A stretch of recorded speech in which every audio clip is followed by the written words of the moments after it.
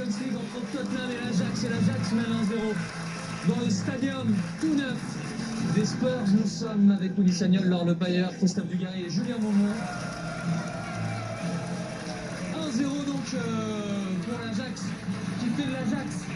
Laure, on l'avait dit avant, décomplexés, sans doute sur leur qualité, les jeunes joueurs de l'Ajax continuent de faire ce qu'ils font depuis le début de la compétition. Ouais, on a vu en début de match qu'ils ont pris leur temps.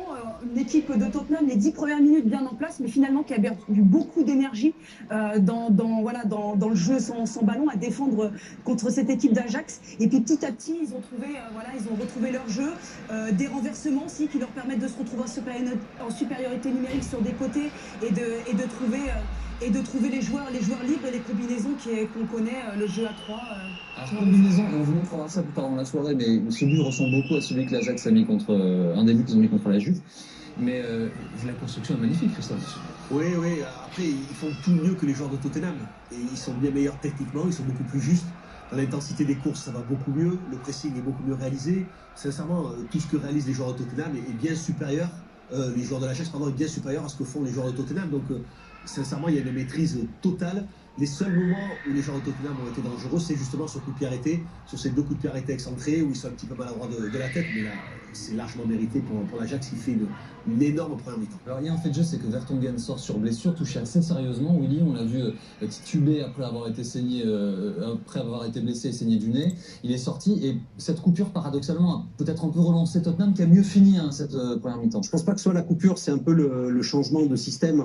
Ils ont mis Lucas un petit peu plus haut sur le terrain, ce qui a permis d'avoir une certaine forme de profondeur et d'étirer cette équipe de l'Ajax. Ils sont passés d'une défense à 5 à une défense à 4, voilà, avec un meilleur losange aussi. Après, attention, messieurs, est-ce que c'est l'Ajax qui, parce que justement ils ont beaucoup donné pendant 35 minutes, ils ont énormément couru, est-ce que c'est eux qui ont baissé de pied parce que physiquement ils ne peuvent pas avoir que des temps forts?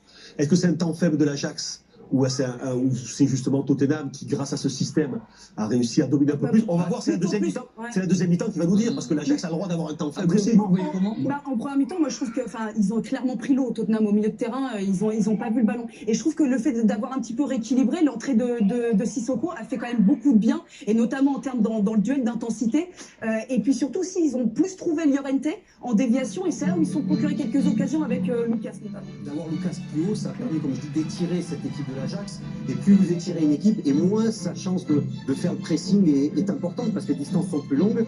Et je pense que c'est ça qui a contribué à faire une meilleure fin de première mi-temps. Mais il n'y a aucune garantie, comme dit Christophe, sur la deuxième mi-temps. C'est pas mal quand vous slamez sur la musique de la Champions. Reste avec nous, on revient dans un instant.